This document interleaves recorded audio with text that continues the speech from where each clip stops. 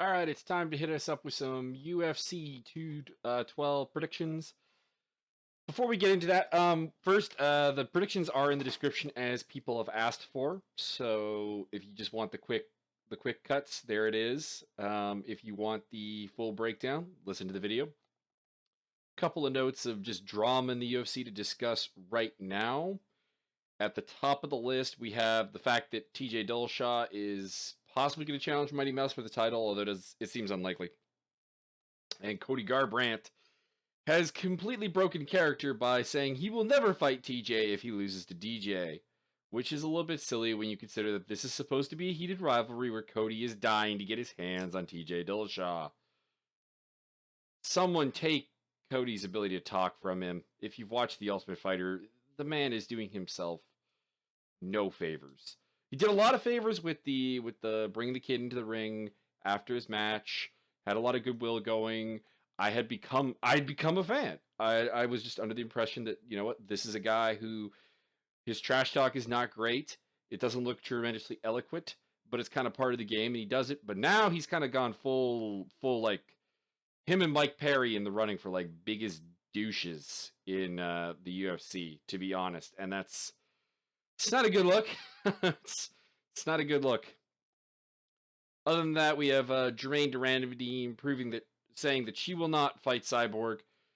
I respect this more than most other women, because a lot of other women have been like, I will fight Cyborg, despite the fact that she's a cheater, if she does this, this, and this. And it's usually some impossible task. The most common one was she has to make bantamweight, which she never was. She never was. We can debate. The thing is like, it's not that it's impossible. It's not that she can't get her body down to 135. It's that the risk of potential damage and the fact that at 135, I don't think Cyborg is remotely the same fighter. I think that's just too drained for it to be a good fight. So why do I want to see it? I would have had I have never had a problem with anyone saying, I won't fight her, or if she wants my title, she has to come down. But there's a lot of people who are like, I'll fight her. Like Holly Holm was the most prevalent one of, I'll fight her at a catchweight, and then she goes up to featherweight to fight Durandine anyways, anyways, that's my kind of thoughts on the matter. Heads up to Durandine, who is basically accepting that she'll have to vacate the title to avoid fighting Cyborg, but she has good reasons. The cheating reasons are valid. The idea that the use of PEDs would have a longer running impact and a greater impact on a woman is been put forth by some parts of the relatively scientifically established community, although other parts of it agree or disagree. But you know what? There's a reason. I don't have a problem with anyone not wanting to fight Cyborg, but if you want to be the champion of a promotion that employs her at her weight class, you do have to. And if you aren't going to fight her, just shut it down right away and stop trying to tease the crowd with the idea. And that was what Ronda Rousey did for the longest time. Was I'll fight her if she comes down to a weight class that she probably can't make, and if she does make, she's going to be a complete shell of herself. And hey, I'll beat her, but it'll mean absolutely nothing to the hardcore fans. But, we've also established what the hardcore fans want is not particularly relevant to the UFC. Let's move on to the fight. We have Marco Beltran versus Davidson Figueiredo. Go with Beltran by decision here. Figueiredo does look promising. Like, I think he has a much higher ceiling than Beltran does. But I think that despite the fact that he's definitely more than a can crusher, he's fought some good fighters, he's had some decent showings, but do I think he's quite ready for the UFC? Not quite. I think he's the type of fighter, and you get this with prospects a fair bit, where I think, honestly, you kind of need that setback to reevaluate where you are and how at some point just being like athletic doesn't really work. You need some fundamentals to back it up, and Figueiredo has some struggles in that regard. There are some fundamentals to his striking and his wrestling, but a lot of it kind of relies on being the more physically dominant fighter that I don't necessarily think he's going to have with Beltran to the degree that he's used to having. And Beltran's developed into a pretty nice kind of like outfighting guy, and Coming down to bantam or to flyweight, if the weight cut isn't a problem, he's going to be very big. And I'm intrigued to see how that goes. So I'm interested in the fight, but I think I got Beltran by decision here. Another fight I've been having a hard time thinking about just one way or the other is Luan Chagas versus Judo Jim Wallhead. I think I've come to the conclusion that I have to go with Judo Jim Wallhead by like a late submission because Chagas fades so badly in the fights. And even though I think he's the more athletic guy, the more dynamic guy to a large degree, I think that this fight will go a reasonably long period of time because Wallhead is hard to finish. He is tough. And despite the fact that I think Chagas is the better fighter in round one and probably for about half of round two, I just don't trust his gas tank to be able to sustain his kind of high output cardio tasking offense. And eventually, Wallhead will get a submission after having gotten his butt kicked for a reasonable chunk of the early going. This is a fun fight, though. This is a fun fight, and I think it's going to be good. And then the main event of the Fight Pass early prelims is Jamie Moyle versus Viviane Pereira. I'm going with Pereira on this one. Moyle's game is a hard-nosed, grinding wrestling style, and it worked in her debut against, I believe, Colin Curran. Pereira beat Valerie Letourneau in her debut, which sounds more impressive than it is, but Letourneau looked quite poor. But Pereira she's pretty athletic. Her technique is kind of all relatively in the correct spaces. I think Moyle's a little bit too raw still. I think she has to round out her game to be more than just kind of a grinder. I think that may happen. We'll see. She's very early in her career, just 5 fights. But Pereira, very hard to take down. Good hips, good ability to stop takedowns. So the way for Moyle to win largely is denied through that, unless she can just kind of pin Pereira against the cage, work over some minimal offense, do her thing. But yeah, I feel that Pereira, who is one of the bigger favorites on this card, this is a setup fight for her to get a second win that's maybe a little bit more impressive than that really boring Valley of the Turno fight. On to the TSN in Canada. Prelims, we have Brian Kelleher versus Yuri Alcantara. It should be mentioned, I think Kelleher is the biggest underdog on this card, and I'm not comfortable with that because at this point in his career, there's a lot of ways I can see Yuri Alcantara losing. There's a lot of ways. I can see him getting stopped. I can see him gassing. I can see him getting subbed. Like, it's all there. I'm picking him in this fight because this feels like a step down in competition from Luke Sanders. Kelleher does have a history of having some submission defense problems.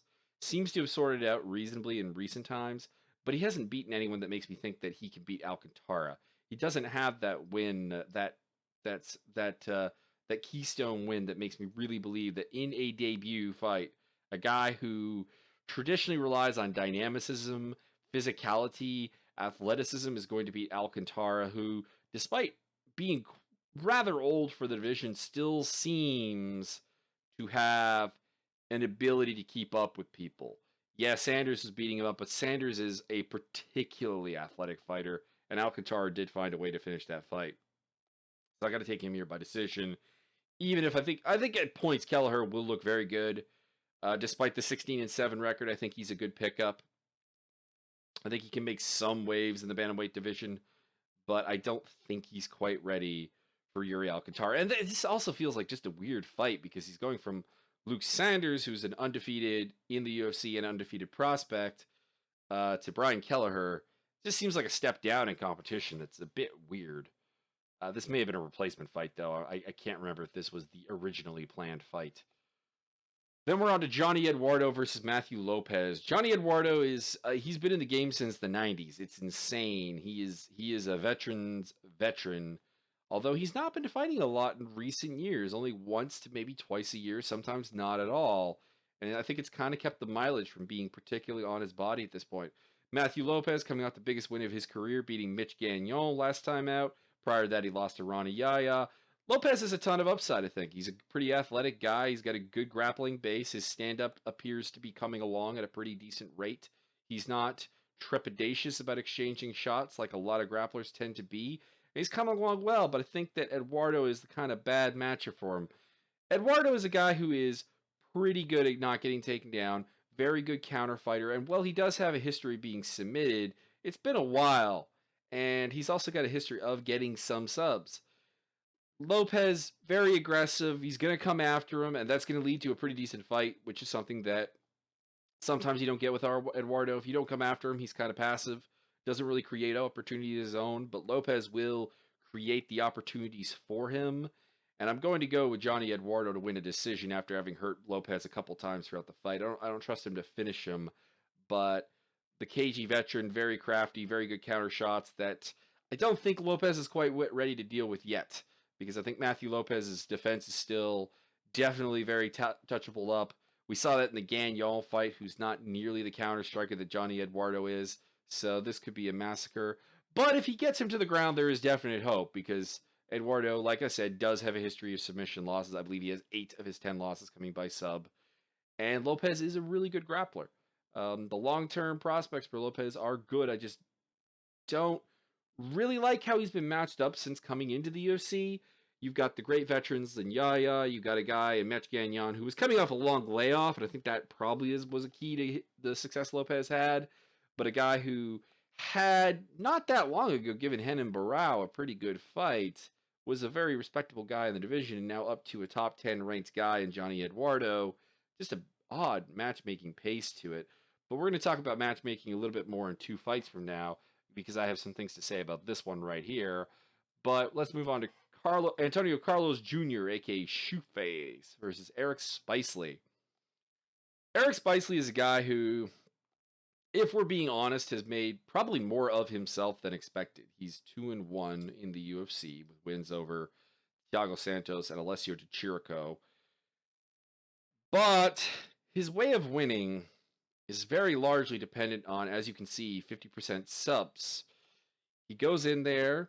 He knows what he is, and that's what makes him successful. Is he's so dedicated to it. But Shoeface is a really very good grappler. Like that, it is his wheelhouse.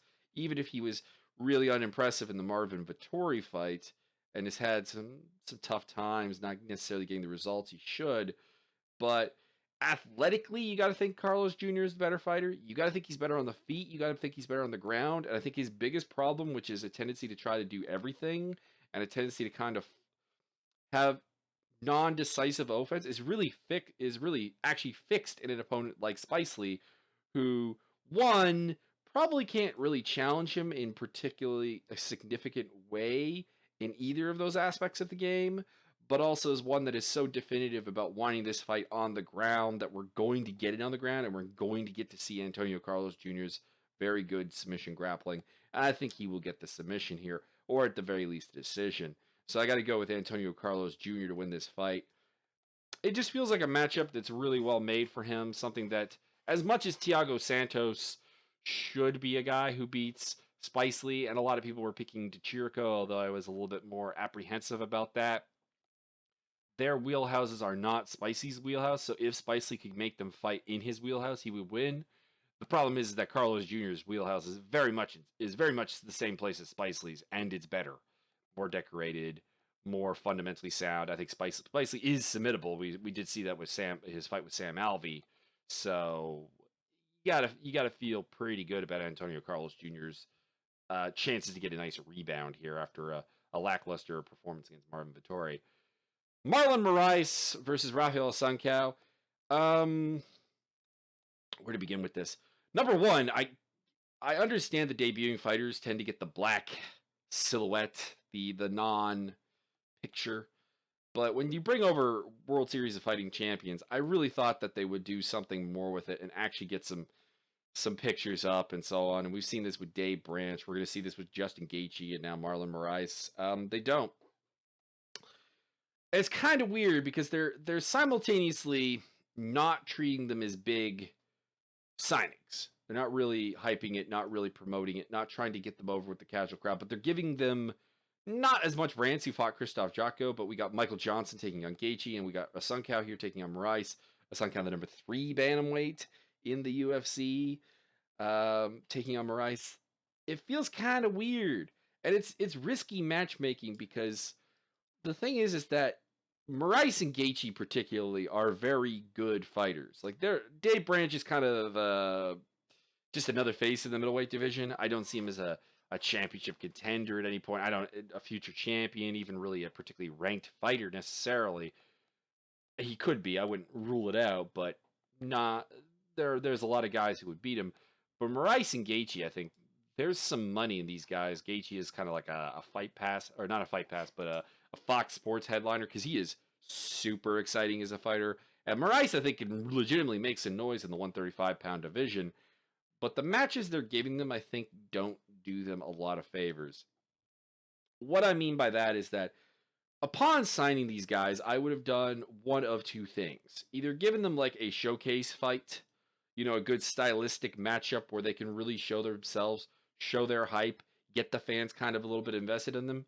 Or if you're going to go the big fight route, give them someone that the fans kind of recognize as a bit of a star and a skilled fighter. The problem is that a Sun Cow is not that.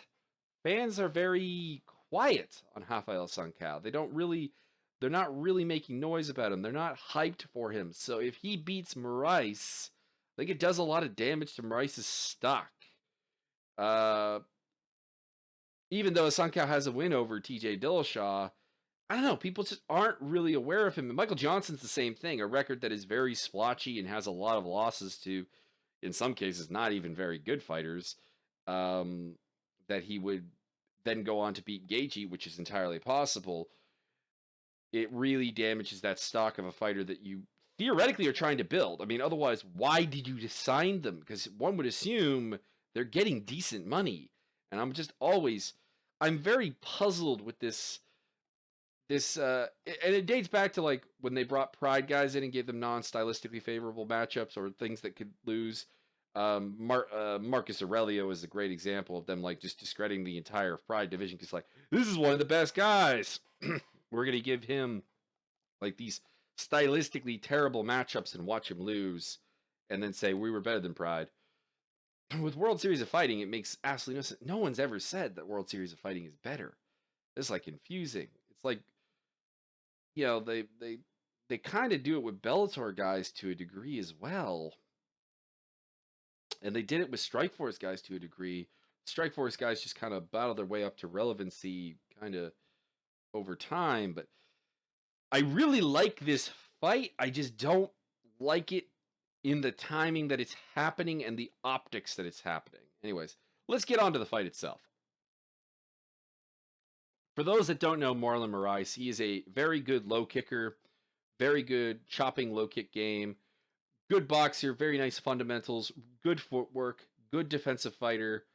To a large part, I mean, he is counterable, he is hittable, but has a lot of the hallmarks of the Mark Henry style that you could see in Frankie Edgar, Edson Barboza. Not necessarily very similar fighters when you think about this, but just in the terms of their boxing style and their footwork. And in a Sun Cow, you have a kind of awkward striker, to be honest. He's a BJJ kind of transition guy. He was very much a grappler and has over time become this patient boxing guy who's, well, a bit awkward. It definitely works. Very good counter puncher, which I think will come into play here against Moraes, who's open to being countered because of his reasonably high output and tendency to be a little bit defensively lax when he's throwing. So he can definitely do that. But the concern, I think, is that Moraes has really good low kicks, and a Sun Cow eats low kicks. Like, not in a way of, like, low kicks do nothing to him, but, like, he eats low kicks and winds up pretty hobbled by the end of a number of his fights when against people who work the legs a lot. And Moraes is going to do that. And if he can slow down a Sun Cow, if he can take away the takedown options, which a Sun Cow hasn't been really overly big on employing, it could be a problem. And Moraes is probably one of the more complete strikers and one of the better single strike power shots that Sun Cow has fought in recent times. And we were talking about Moraes being hittable. Sun Cow is fairly hittable as well. I'm going with Marlon Moraes by decision here. I think the low kicks and just the complete striking game are enough to get this done. But it wouldn't surprise me if he were to lose this fight. And it wouldn't surprise me if that really soured fans' expectation on him. I mean, the hardcores know who he is, but we kind of went through this. The hardcores aren't what you're marketing to. We're the ones who, in a lot of ways, are going to pay you our money kind of regardless. Case in point, I'm excited for this card, even if like no one in the casual fan base appears to be at all excited about it. So you've got my money, and I guess you don't have to make me happy, but there's more money in Moraes that I feel like might be getting thrown away here if he loses. On to the main card, Eric Silva versus Yancy Medeiros. This is not a main card fight. Just full stop. This is not. There was a time when Eric Silva was, but he is not anymore. And Yancy Medeiros never has been, although the next fight's going to be actually worse. I am going with Yancy Medeiros in this fight. As much as Eric Silva has been getting craftier and a little bit more technical, particularly on the feet, I still don't trust his gas tank, and I still don't trust him to really, frankly, deliver over any particularly prolonged stretch of the fight. He's a fighter who really was reliant on athleticism coming up, and it has kind of left him now. He's with King's MMA, and I think that's going to be a good change in the long run. But Medeiros, very tough guy, very hard nosed, does like a little bit of everything, really. Not really a takedown guy, but like he can handle himself on the ground. He can brawl. He can do some things. I gotta back Medeiros here by decision. I think he can survive Eric Silva early on. And the onslaught that used to be Eric Silva in the first round, even 2 years ago, just isn't the same now. He has to overwhelm you to win. I don't think he will. Yancy Medeiros by decision. Then we have one of the worst main card fights I think I've ever seen. Like a combined record of 2-2 in the UFC, and Paulo Borrachinha and Wallhead Bangbose. Yeah, this is a tough one to really buy as a main card fight, but it is exciting. These two guys are bangers. They're warriors. They're going to go out there and they're going to throw. But I think Borrachinha is a little bit more sound, technically speaking. Neither of these guys have defense, so let's just ignore the defense for now. They're both incredibly hittable. But Borrachinha, probably a bit better put together striking game. Probably the more athletic of the two.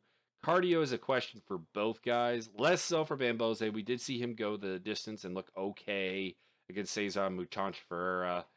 But Borrachinha by TKO in the first round is the most likely cause here. This is a born finisher, an explosive, overwhelming fighter. Not unlike what Eric Silva was early in his career, actually. And very dangerous. And Bambose is there to be hit. He really is. Bambose's game is not that well put together. So, no choice but to pick Borrachinha, who I do have some concerns about long term. I do think that you're going to have some problems with him cardio-wise. I think there's going to be some problems with him defensively. And this fight, I think, will expose some of the latter, but the fact that Bambose's gaps are possibly even bigger means that there's not really any way for me to pick him. Vitor Belfort versus Nate Marquardt, a battle of the senior circuit, if you will. Two guys who are quite chinny. At one time, were some of the best. I mean, both of these guys fought Anderson Silva for the title. Vitor Belfort fought for another number of other titles. Actually was the UFC 205 champion, although a little bit of a flukish thing. UFC tournament winner. Marquardt, just absolutely a stalwart, former Strikeforce welterweight champion and everything. But there's no way to trust either of these guys, in all seriousness. They are chinny, they are slowing down, they are breaking down, they both can be knocked out, they both can knock people out still, so, I mean, there's interest in that regard, but in terms of a breakdown, this fight is down to whoever can connect really solidly to the chin at some point and put the other guy out. Marquardt's been kind of a lights turned out guy, Vitor's been kind of taken out by somewhat of attrition, which I think is worse for his brain in the long run, but probably is the difference in this fight, in that fact that Vitor, I think, can definitely turn Marquardt's lights out without any real problem, and he'll put him down at some point before the fight is through. I don't think either of these guys really take each other down. They both do have takedowns. They're actually not bad at it, but they're both pretty good at defending takedowns too, and they're both guys who do like to stand, so I got to go with Vitor Belfort by TKO, which I never thought I would pick Vitor Belfort again, but here we are with him being given a match to hopefully retire on. Hopefully, like he's talked about this being his retirement fight, but he's backpedaling on that, and I hope he sticks with it and actually just goes with it. Claudia Gadelha versus Karolina Kowalkiewicz. This one is an intriguing fight because I think what people are kind of reticent to build this as is a striker versus kickboxer matchup, and a boxer versus a kickboxer versus grappler matchup. I don't think it's true. I honestly think that if you watch Kowalkiewicz in her striking, there's a disconnect between her hands and her feet. She does not move well while striking, which is really problematic for an outside game that a lot of more casual fans are kind of thinking that she probably has. I think that's wrong. I think Gadelha is actually the better one at range. I think striking wise, the advantages for Kowalkiewicz come to a degree in the pocket, but also in the clinch. But being in the clinch is pretty dangerous with Gadelha, who's very good at taking you down in the early parts of the fight. I can see her getting this, like, you see that 87.1% takedown defense record for Karolina Kowalkiewicz doesn't really tell a great story because there's not really any takedown artists on her record, particularly. Gadelha is by far the best takedown girl she has faced. And I've said this, I don't know if there's a strawweight I would pick over Claudia Gadelha outside of Joanna Jędrzejczyk. In truth, I think that she can get to this ground. I think she can win the first 2 rounds before losing the third one because we know the gas tank of Gadelha is a problem. And if this were a 5-round fight, I would probably pick Karolina Kowalkiewicz because I think she would take over to win rounds 3, 4, 5, maybe even get a finish in the late going. But there's not a dynamic finishing game to Karolina Kowalkiewicz. She doesn't have a tremendous power striking game to deter Gadelha. And like I said, I think at range, this actually favors Gadelha, and I think in close, the takedowns become too much of a part of the game. I got Gadelha by decision, but this is a very interesting fight. This on its own would get me to pay money, and as with the main event, like I said, I'm not happy with like this portion here. The Silva versus Medeiros, Borrachinha, Bambose, Belfort, Marquardt. I think honestly, there's more interesting fights in the undercard, like Asuncao versus Moraes. I think you have an exceptionally interesting fight in Johnny Eduardo and Matthew Lopez. That probably could have been moved up. Maybe even Carlos Jr. versus Eric Spicely. But I understand name value of Marquardt Belfort. I don't know why Borrachinha Bambose is on the main card. That is still puzzling me. I definitely would have thought of that as a TSN fight. And I kind of get Eric Silva. There's some name value there. But these top 2 fights are fantastic, and it's why I'm really, really excited for this card. Another fight I've been absolutely going back and forth on is Jose Aldo versus Max Holloway. Now, this is a fight where both guys kind of want the same thing in a very large extent of the way. They both want to have relatively a range kickboxing match. Now, the immediate question is, Max Holloway is, despite that reach advantage that supposedly Aldo has of 70 inches to 69, I don't like the way that they do reach calculations because Holloway is the lankier guy. Truthfully speaking, he is the lengthier guy. He's going to have a reach advantage that is not being shown here. And that could be a problem for Aldo, because even like Chan Sung Jung gave him like a little bit of a problem there. And I'm hoping that was just the jankiness of Jung. Holloway's a better range striker than him. The important thing is to not take too much for these two guys' appearances against Conor McGregor, which I've seen a lot of people doing. Like, Holloway went to decision with McGregor. Aldo got knocked out in 13 seconds. I mean, how is this even competitive? One, you have to remember that Conor McGregor injured himself in the Holloway fight. But in fairness, this was a green Holloway going distance, and we probably should have taken more out of that for what he was going to be, because we weren't really all that hyped about him. And now look at him, interim champion. And the 13-second loss, while it's going to loom forever over Aldo, is being blown out of proportion by a lot of people. It was a case of him getting overly aggressive. And to me, I've always said this, I don't really think getting knocked out quickly in a relative flash status says a tremendous amount about a fight. I think that's always possible. That's always on the table. That's why we talk about puncher's chance. Like, if we really get down to it, what's a really solid example of this? Matt Serra knocking out GSP. It happened. Not to say I would pick McGregor. I wouldn't pick McGregor over Aldo in a rematch, and it's not quite the same. Serra was kind of like one that definitely felt like more of a fluke. But people are taking a lot from that fight that I just don't think is required. They're like ignoring everything else Aldo has done. Holloway can definitely win this fight, but I think that the fact that when he kind of trades it out, kind of stands and bangs, if you will, he kind of has a stationary head that Aldo I think can work, and I think Aldo can work those legs with those leg kicks, which are some of the best in the business, and maybe the best, and at the very least the best at featherweight. I see Aldo getting the win here, although my questions becomes Holloway fights at a very high pace. He has the cardio to do it. I don't know if Holloway or Aldo does. We've seen Aldo gas a couple times or have to take rounds off.